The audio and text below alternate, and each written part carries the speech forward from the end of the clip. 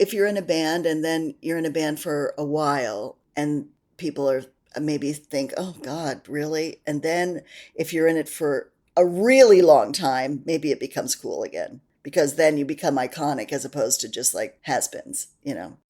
She is the acerbic wit behind the award-winning indie rock trio Betty. She is also a singer, songwriter, cellist, activist, and mom. The multi-talented Amy Ziff joins us on today's episode. My name is Nancy Magarill. I'm a singer, songwriter, composer, performer, graphic and web designer. And I'm Peter Michael Marino, and I'm a writer, producer, creator, performer, and educator. We are New York-based artists you may or may not have heard of. And we are here to introduce you to other artists you may or may not have heard of. We are in this together. We are in this together. Money's tight everywhere, overworked. I don't care as long as we are in this together. Do your dreams fade in the night? Keep believing it's alright. Amy is our first guest who we have not seen on our platform. Riverside, that was a plug, who we have not seen while we're doing the interview. So Riverside FM. She could be making all kinds of faces and things that we don't know about. She could be Naked. smoking a hookah. She could be smoking a hookah. We don't, or better. She could be, but she's not. She's not. Oh, don't tell us that. It was fun to just imagine. Okay, imagine, if you will, then. Imagine.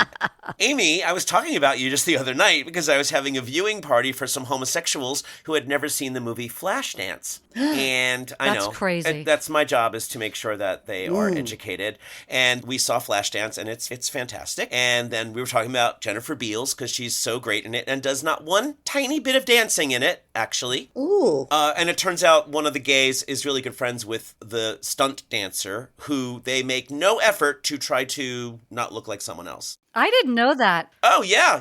No It's idea. just, you can't, if you're like me, you can't not stare at every pore of the other person's face and go, that's not her. Anyway, as we all know, or maybe some of our listeners don't know, Jennifer Beals is fabulous, and Jennifer Beals is one of the stars of The L Word, which Betty, your band, wrote the theme song for. Just So so for the past 3 cool. days, I've been singing "Girls in White Dresses." Beautiful. Because I think I was actually singing it in the correct key as well. I watched that show religiously, and now I think I have to revisit it because the theme song is so damn great. Thank you. I haven't revisited it in a long, I don't think ever, actually. What was that process to write a theme song for a television show like that? You know, when that theme song was on TV, we actually had 8 theme songs running at that Wow. same time. I know, isn't that crazy? We had a couple for Discovery. We had one for Comedy Central. We had one for, I don't know, but we figured it out that there were 8 of them. That's fantastic. I know. How does that it's so happen? fun Is for there a fun. manager who's like pushing Betty on producers, No. or Or is a word of music mouth? supervisor that just No, loves you. Yeah, we were asked to do them, and Eileen Chaikin came Yeah. to see us doing a big benefit in Chicago during our show. And she's the Betty producer, rules. I believe, of L Word, right? Right, she was, and asked us to submit a theme song. Us and I think maybe 5 other bands, and so we did, and she liked that one, so she kept it. That's so fantastic. So basically, we can't see your huge palatial estate that you're in right now. Does somebody have a My phone bad. Yep, that's me. It's because on? it's Turn that retrograde. sucker off, Yep. Right. Peter. Do you guys believe in Mercury in retrograde? That I it believe in exists? everything. Yeah, Yeah. I do too. I do too. And it definitely is this week. It absolutely, hands down, is in retrograde. Well, it And feels when like, Yeah. When you're sensitive, a sensitive person, not that I am, when you're sensitive, you feel like it fucks, like you feel it in your brain. yeah, you feel it in your brain. You Well, feel it- on top of everything that's going on in the world, it's also, you feel it everywhere. I don't know how everybody's going to get through it, but I guess it's just one step at a time, one Yeah. day at a time. Aren't you glad you're not in DC anymore? Gosh, that was a long time ago. Yeah. Where I'm, are you? we But you live in still New gig York. there. You still gig there, right? Yeah, Yeah. we do. We Hometown do. band. Yeah, I mean, they claim us. New York claims us. A lot of people claim Betty. Whoever wants us can take us. That's what I feel. Where are you from? Well, my parents were from New York, and we never lived here as children. We grew up all over the place. And then Betty was birthed or born in D.C., and At that the was almost 930 40. Club, right? Well, yeah, actually. We were in another band, and Dodie Bowers asked us to sing because she'd heard that the three of us, Alice and Elizabeth and myself, did special stuff a cappella and just kind of broken down songs. And she asked us if we would play for a party. So we did. And that was 40 years ago. Oh my Almost 40 years ago. Isn't that Wow. crazy? That's Yeah. wonderful. Well, how did you? When was Amy Ziff the musician birthed? Like, when did you know this? I guess I'm a musician. This is what I'm going to do. They came and showed string instruments when I was in sixth grade, and I saw that the cellist got to sit down. So I said, yeah, that's what I'm going to do. Basically, you're lazy, and so that Lazy. was it. Oh, yeah. Always have been, always will be. Oh, you have to that- carry it around. It's such I've a heavy. never carried my own cello. Never. Oh my God, lucky you. But I got to say, you can't be lazy and play the cello because that's a bitch of a thing to play. She It's is. gorgeous. It's a She gorgeous is. instrument. I fell in love with the cello. I wrote one song once that all of a sudden I was like, I need a cello for this. And then everything had to have cello because it's just such an emotive instrument. I've been playing the electric cello with Betty for quite some time. Yeah. Because I tried to play the acoustic and amplify it, and there were a whole bunch of sound crazy problems. So then I was sponsored by NS, which is an electric cello, and I thought, okay, well, how different could it be? And Elizabeth and I went to go do something fun in Lisbon, and I'd never tried it before. And I got there and tried to start playing it right away and had some problems, but that was a long time ago. Now I'm okay. What helped you get used to it? I think it's like a stick, it looks Yeah. like so you just have to know that you're not, your finger isn't resting, your thumb isn't resting on the crook of it, and just relearn a couple of things. Is the action a lot lighter than when you're playing yeah. a real cello? Mm-hmm. Yeah, I would imagine it would be. Are you a string player as well? I'm not a string player. I'm a composer and a singer, and I use a lot of strings. I've used a lot of strings in a ton of my music. I used to play with the Serious String Quartet. You probably know Dave Eggar, Ron, and Gregor Hubner, Ron Lawrence. So I played with them. We did a record together. It was so beautiful, and I just Cool. love it. I absolutely love strings. I think they're Me they're too. a gift to the music world. Well, strings come in handy for scoring, right? Yeah. Which Betty has done a lot of as well. Yeah, I guess all of us right now are composers. So we all have different things that we work on and do. And Betty has, the three of us have different projects that we like to do. And then we come together for other things. And everybody has kind of like I don't know, maybe a specialité or something, or think about things differently. I don't know. What is your specialty? I guess I'm trying to find out. Yeah? No, no. Oh, that's great. After all these years, No, I think I'm the comic relief of the band most of the time. I mean, I'm a monologuist, and I like to act as well as be in a band. Do you have a preference? Oh gosh, I don't know. I haven't been doing very much acting, but maybe I'll start doing some more of it. Well, I just saw you at the Tank in a great one act where you played 5 or 6 characters, I think. That was a fun piece, right? And I was like, Amy is perfect for this. This is perfect. Like, you added, you have this great gift. And I think, I have known of Betty, and I don't know how many times I saw it at the Zipper, because I used to hang around with Nicholas Nogler and was sort of studying to become a producer around that time. So I was part of that whole freaking process. So, and it's in my neighborhood, which is nice. But your presence, like, you just walk on stage, and we know that there's going to be a levity. There's going to be an inside levity, if that makes sense. You have like you have a wink about you. Oh, I love that. Yeah, you. yeah. That's it's a thing, and you're very lucky to have it. And it really was great to see that in that one act show. Thank you so much. Yeah, absolutely. And the same with Betty as well. That okay, I know I'm focusing on Amy during this because she's going to be, I don't know, bringing the extra juice to the comedy. Does that make sense? Oh, well, thank you very much for saying that. Anna Stroud, who produced that, is another parent at the school where my children go, and she's wonderful. And she was involved with, she worked with Nicholas for a while too. So she said that she and her husband, Jesse, were going to be, I guess, involved with this particular piece. So she asked if I would be interested in doing a couple of different characters. And I thought, yeah, why not? And I looked at the schedule, and Betty had a whole bunch of different shows in February because it was our anniversary month. Yep. So I did it anyway, which was kind of cuckoo, but super fun. Yeah, it was fun also to see the legions of Betty fans at the show. I mean, I was sitting amongst them. I was like, really? I know That's Maggie Moore, there's this person, and this person. Right. Everybody was there. It was really awesome. Oh, And it does seem like that Betty is, I mean, maybe I've been out of touch, but it seems like Betty is sort of having this resurgence right now. You have a new album out. yeah. You're doing these gigs at Joe's Pub. Was it Joe's Pub? Was that the last place? Well, this last one that we did was at the Green Room. The Green Room, Right. right. And we'd never played there before, but we thought we'd do a series there. It was fun. It's a nice room, right? It was fun. Yeah. And Everett sat in with you guys, right? Yeah, we had a couple Everett of Bradley.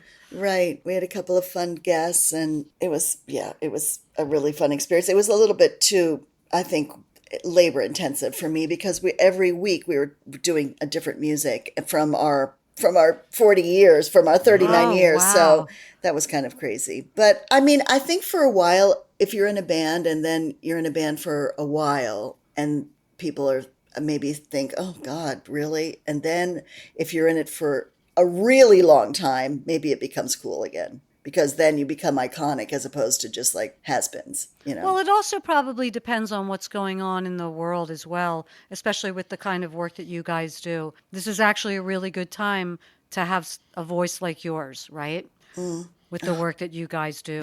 Wait, you went, I mean, I is just it can't. too much responsibility? Well, I just can't believe we're all doing this still I after all know. these years. I mean, we just It's insane. we have a nonprofit, and we were doing some work with the State Department before when we had real people that were in charge, and with Hillary. And then when we came back from doing a couple of things around different countries for the LGBTQ community and women and girls and people trying to find their voice, Gloria Steinem, who's been a friend and a great inspiration for us for many, many years, said that we should continue the work in a nonprofit situation. So we have been trying to do that. And God, it's just, really and truly a couple of steps forward, and then you have all this work to keep doing. It's disheartening sometimes. It's very disheartening. I think it's something that I feel like we've taken for granted so much in this country that this is a huge wake up to so many of us who just sort of took so much for granted. And I think that, as you know, God knows where this is going, but hopefully, whatever this is that we're facing will shake us up enough to make the people who have been silent and not doing anything understand how vitally important it is to fight and constantly fight and stay on top of everything. Because I agree. It's a huge fucking wake up call, you know? It's scary. There's so much divisive things that were happening actually on both sides, before the election, and they continue to be. But what's happening now, and in our communities, and for women and our reproductive rights, it's unfathomable, actually. How are you working with these departments, and how is your music being incorporated into all that? I mean, we've never been super political with our music. I think just our kind of the fact that we exist, as is kind of political in and of itself. Really Yeah. good point. Yep. And especially these days, with African American and Jewish women together and queer and straight women together. And I think that there's a conversation that always is being had with everything that's happening in the world right now. So, I mean, we avail ourselves to different things, and I think that's what your responsibility is as artists. You guys do the same, I'm sure.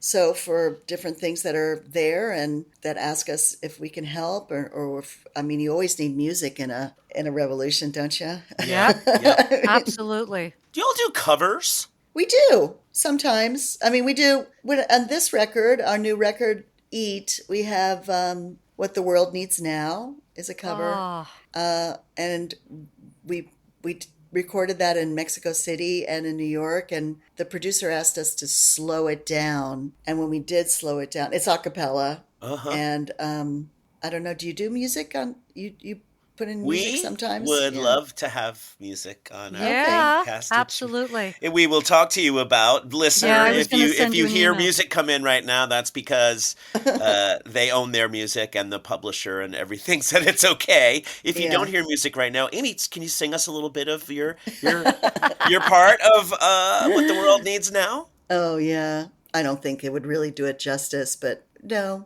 probably not. Don't be judgy. Don't be judgy. I'm still chubby. I'm still chubby. I never lost my baby fat. Soft and squishy. Soft and squishy. So delicious. So delicious. Close your eyes. Now picture that. How much more of me can you love when there's more of me? What was the process like for this latest album? Because time has passed since your last one. You have kids. I mean, the world is upside down. What was different? We worked with Jason Carmer a long time ago, and he actually came up in DC when we were coming up. And then he became a big producer and won a couple of Grammys and things like that. And we sent him some of our music, and he said, wow, I'd really like to go back to some of the things that you were doing originally as a Oh. band, kind of that 80s feel with a contemporary feel. So we didn't really understand what he was saying, but then when we started recording, we do understand it now. And it seemed that it's one of the most exciting things we've done in a while. And people have been really responsive to it. So, Well, what is the difference for you in performance when you're doing live shows with this kind of a record versus what you've done in the past? this record in particular has a lot more tracks. And so Elizabeth is kind of in charge of that for the band. So it's a lot of kind of meshing with live vocals and tracking and our instrumentation as well. And Are we you have- programming and triggering sounds and things like that as well? Yeah, we've done that for a while though, but this one is pretty track heavy. And then, but then we also do a cappella, and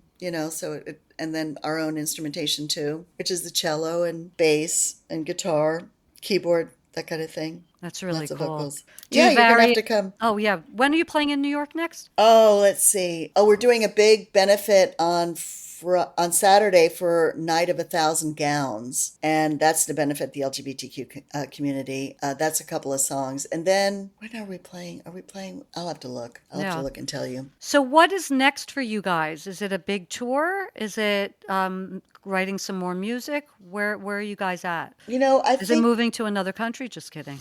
Well, a lot of our friends have moved to different countries. Already? We Wow. have a couple of friends that moved to Portugal and Spain and the south of France and also Brittany. We've had, so Portugal seems to be the big spot everybody's talking about, but you have to have like 500 grand to just move there to invest in it. I've already been researching this. I know we almost did that for a couple of years ago, and it wasn't so expensive. Yeah. But yeah, It's crazy that we're having this conversation. I It's so know. bizarre. It's really so bizarre. The Atlantic had a piece. They have a piece on that about how to move overseas. I feel like by the time I'm ready to do it, they'll be like, we know more Americans. yeah. I think it's hard. I think when you have children but also if you're Jewish, you always think you never can wait until it's too late. Well, also being Jewish, where can we go? I'm Jewish as well. And I think about this. I'm like, I don't know if I feel safe anywhere, to be honest. Yeah, I think after October 7th of last year, I think when you're in the Jewish community, I think it's it was daunting, and it still is, to Yeah. see the rise of the propaganda and the anti-Semitism and the just everything that was happening online. And Yeah. if you expressed any support for Israel, then you were immediately bombarded by the most insane things that anybody could write ever. It was just the misinformation that is there and rampant online is scary. And the lack of understanding of history. Yeah. It's really fascinating. And it's also like the whole black and white. It's got to be black and white for people instead of there's a whole history, there's a whole lot of stuff going on that people just, they just want to make quick, easy judgments, and it's really fucked up. I think a younger generation is much, that just get their information in little tiny bits and little tiny dots and are so anxious to be standing for something, maybe chose some of the wrong things to stand for. How old are your kids? Are you ready for this? I'm not. Okay. I have a 2-year-old and a 5-year-old. I married somebody much younger than myself, and I thought when she said she was thinking about maybe having some children that she would forget, but she didn't. So, And what happened when she didn't? Were you like, wait a minute? Or Well, were you just okay. I said, well, I guess you shouldn't be penalized because, you're with somebody older. And she said, well, you shouldn't be penalized because you're with somebody younger. And then, we've been together for 15 years. And at that point, we'd been together for 10. And we had other friends that were in a similar situation with an older and a younger, and everybody, are they coming That's for us? all right. I mean, it's New York, everybody. New York. Yeah, it's recording. New York. Anyway, Listeners from outside of New York City, this is what our lives are like. I know. Talking about our kids here, and we've got Jeez. ambulances driving by.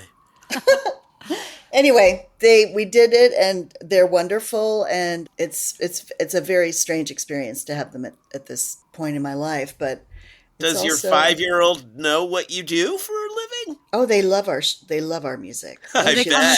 she loves our yeah. Sailors come, and yeah, she's at almost at every show. Her name's Sailor? Mm-hmm. Oh, I love that. Yeah. And she comes, do they come in the studio with you? In the studio. No, but they come to the live shows. I mean, she and her little classmates have come to, which is different for a Betty show. I guess a lot of children, even though we've done a children's show on television, we didn't. Usually our shows haven't been that kid-centric, and they still aren't. But they You don't want to keep people from going because there might be kids there, right? No, but it seems like at the very last song they want to come on stage and dance, and that's okay too. Yeah. Right. Is the 5-year-old showing any signs of interest in the world of music? You know what? She's pitch perfect, and so is her brother, Slate. I know. That's great. Both of them are. They sing all the time, and they are performers. But she's very interested in bodily things, so maybe she'll be a doctor. Who knows? Sailor and I went down to the creek, and I made a promise I just couldn't keep, that I would live forever, that I could live forever. So I picked her up with her hand in mine, made a wish one last time, that I would hold her forever, I could hold her forever. What will you do with all my love, little girl? Save it, spend it. What will you do with all my love, little girl? Save it and remember me, maybe, maybe. What will you do? What will you do? Okay, where did you get the names Sailor and Slate from? Those are the best. So unique. I love it. You know what? Sailor was originally going to be named something else, but Christy had a difficult pregnancy and a difficult birth, but then it was great and everything worked out wonderfully. But when she came out after a really long labor, she was all red and swollen, and she had her little hands up like she really weathered the storm. Oh. And Elizabeth, my sister, said that she should be named Sailor, and that was something that we had kind of considered, but not really. But she is Sailor, and the nurse was looking at me and she said, "What's her name?" And I said, "I think it's Sailor." And she said, Hey, sailor. Hiya, sailor. I know. And that it seemed to stick. And she's I love this it. Celtic beauty of inside and out and joyous and wonderful and Is yeah. it SAI or SAY? SAY, yeah. I figured you changed it. That's great. And there's a song that I wrote for her and that she sings with me sometimes on Eat. It's called Sailor. Listen to it. You'll love it. Yeah. What is your process for writing? Singly, like on your own and then as a group? Yeah, we do that. We write by ourselves and then we come to the group to arrange. So each of you are your own songwriters. Do you ever write together? Sometimes it's a little bit tricky. I don't really like that process, but Why not? I don't know. I think I'm more territorial about what I write and not a real group player. Maybe that's what it is. Can you believe I'm admitting that? Do you think they are? Would they say the same thing about you or about themselves? They would say the same about me, but they wouldn't say the same about themselves. They like to write as a group. And they always say, B-52s write together, and it's always better that way. And they have the same... Anyway. I think it's a really important thing to know what it is that you do and what works for you, because collaborating is a whole thing that if you have to be on the same wavelength to collaborate. And I think that's really great that you know that about yourself. Like the give and take in the collaborative process. Well, it's a whole process. Wow, I almost said who is leading, and like that's not really what collaboration is. However, myself, when I'm collaborating, I like to know who's moving this thing forward. Like who's I don't know. I feel like well, I guess it's tough. I don't know. I have a thing about the collaborator's a person with the paycheck. I mean, the person making the decision sometimes is the person with the check, right? The person is like, well, I'm funding this thing and I really need to have this sound in this thing. Well, it doesn't really work. That just sounds bratty. Let's not use any of this. But it doesn't work that way when you're collaborating on a song, unless you're like, if somebody, it depends on what the project is. But if you're collaborating, if you decide you're collaborating, it's not really, to me, a leading thing. It's that somebody has an idea, somebody takes it in one direction, you just bounce stuff back and forth. And for me, like I have two rules when I collaborate with people, is that it's not done until we both go, yeah. It's done. Like we both go, I love it, because you can love something and somebody else is like, it's not right. But if you love that person's work and you trust them, then you can keep going with them until you both get there. And then it's a decision of, we're going to keep going until we both get there. If not, all of us that write on our own can write whatever we want on our own, and that's fine too, because we all have that ability. So I think it's hard, because when you have an idea of what something should be, then you can take it to fruition and it's fine and it's a great piece, so it's, I see what you mean. I think, and we've collaborated with other people as well. And I've collaborated with other people. I've written an opera with someone, and it's just very difficult because sometimes with Betty, I mean, we've worked together for a long time and we love each other, we respect each other, but sometimes, we can trigger each other and their egos get in the way. And it's like bit... you're writing with your sisters, basically. Well, they are. Well, one of them is, right? Yeah. Well, one is your sister and the other's not, though, right? I mean, at this point, Allison is my sister. I mean, we lived through so many things together. I mean, births and deaths and sickness. And I mean, there's just a whole myriad of things. You live long enough, I guess. Right? Yeah. Has anybody turned your band into a comic book or a cartoon yet?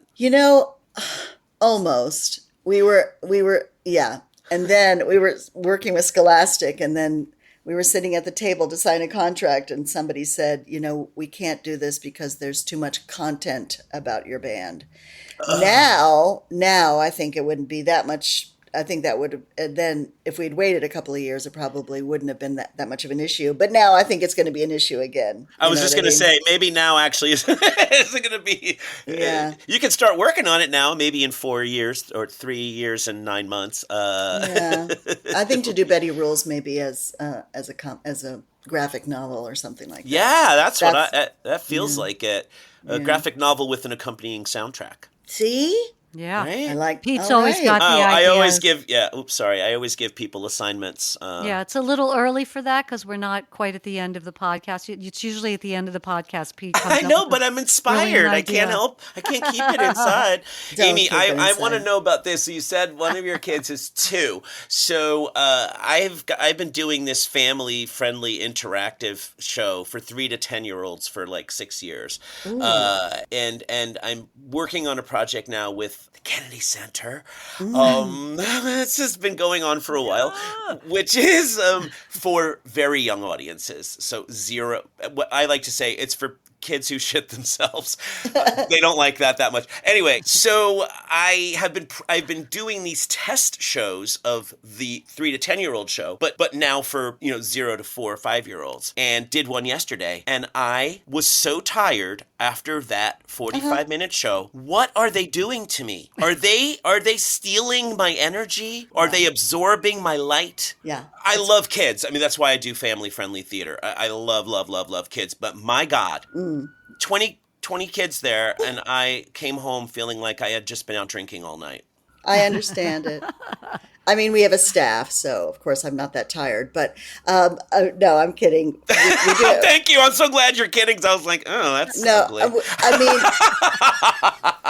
we do have a lot of people that have to work with us because It's a we have- village? no, I mean we have nannies because Yep. I'm 100 years old and I don't want to do it. And I told Yep. Christy I don't want to, and I don't want to change diapers at this point, and I never have changed a diaper. And I teach them how to read and how to sing and things like that.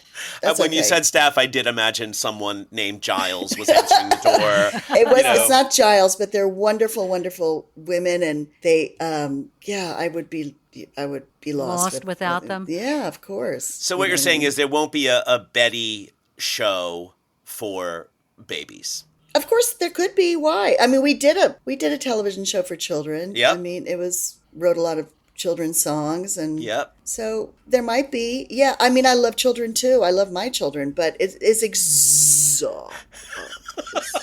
It's like crazy. And I've never been high energy. I'm not that person anyway. I've never been like the person It's not your vibe.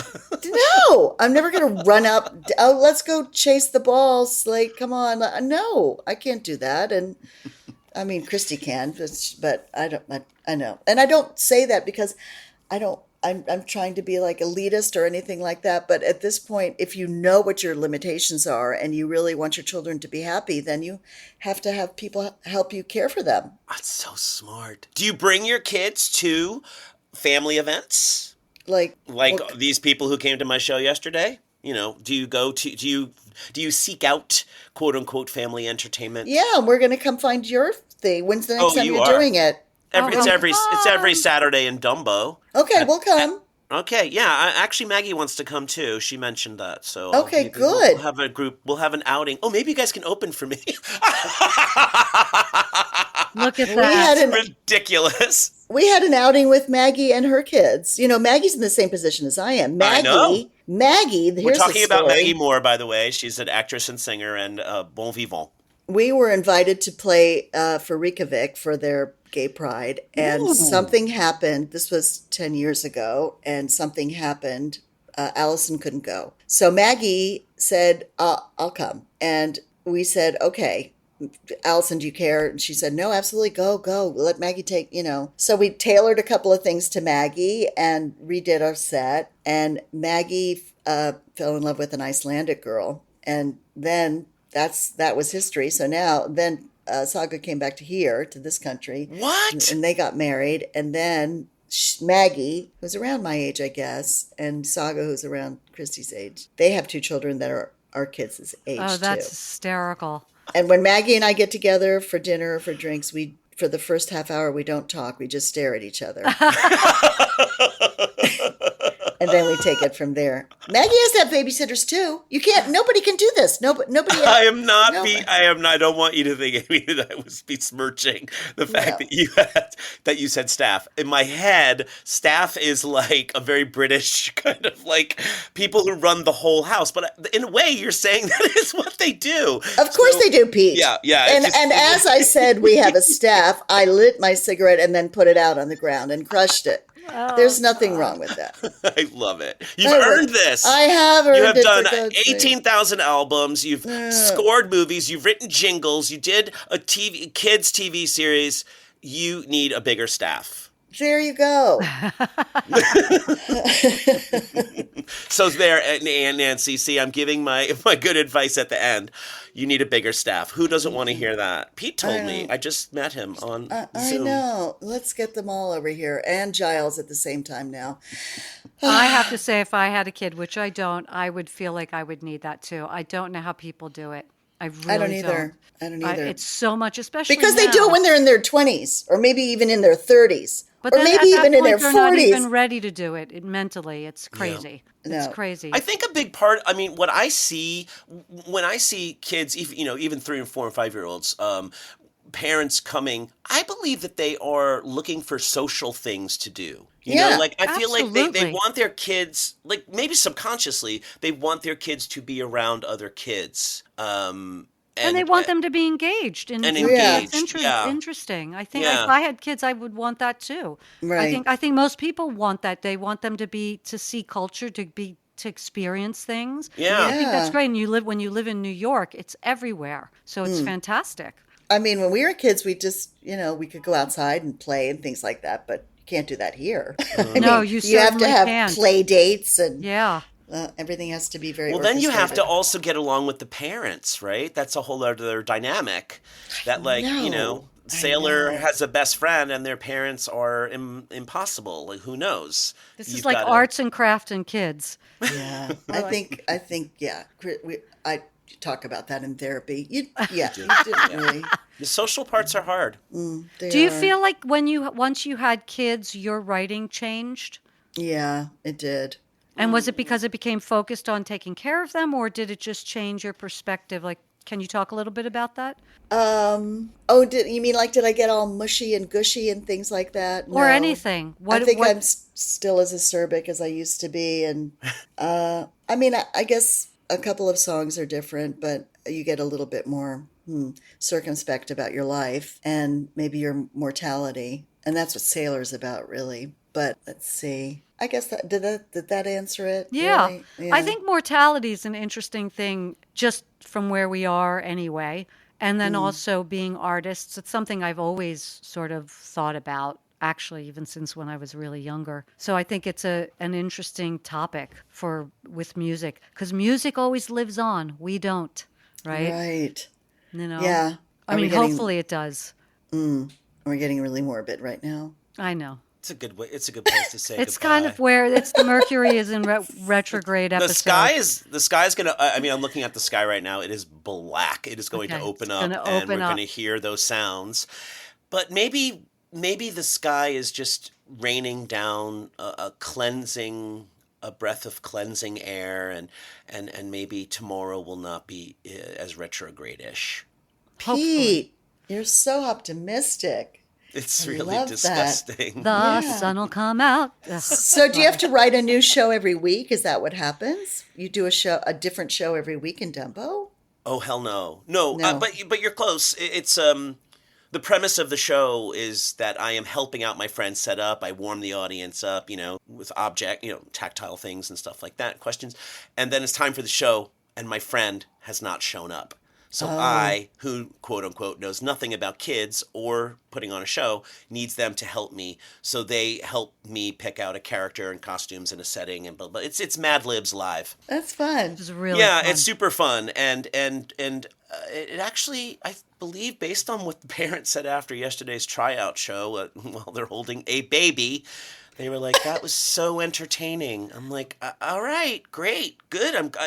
You do see a baby, literally a baby, just staring at a scene where they can't possibly understand the language.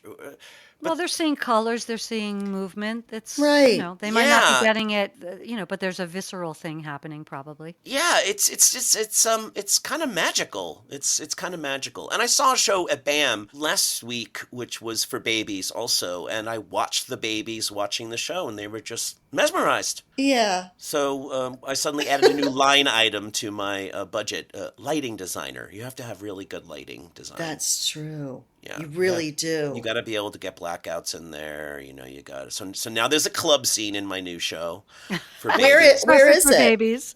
So it's in an actual theater, right? It's not. Well, it's outside. always been in a theater, and in the past, theater rentals are outrageous, and I refuse to charge more than $15 or $18 a ticket.